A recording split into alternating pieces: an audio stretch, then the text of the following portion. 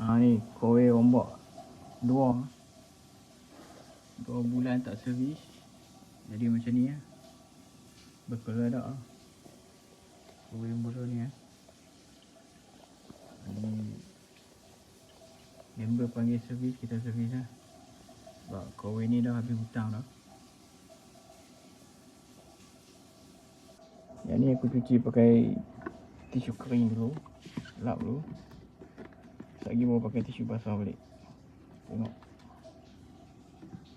dia ni berkeladak lah, macam mana duk minum ayak jadi macam ni.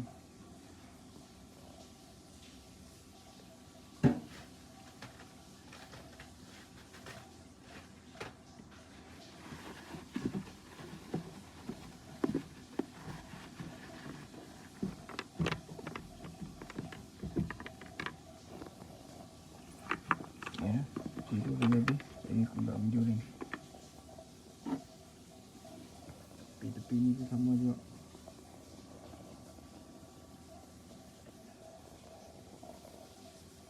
Okey, ni dah bersih dah. Tu dia mengalap. Nanti 2 bulan ni kita cuci balik. Blower sikit, takut ada stiker ni. Korang tak ada dalam. Bagi betul-betul kering. Kita boleh pasang tangki.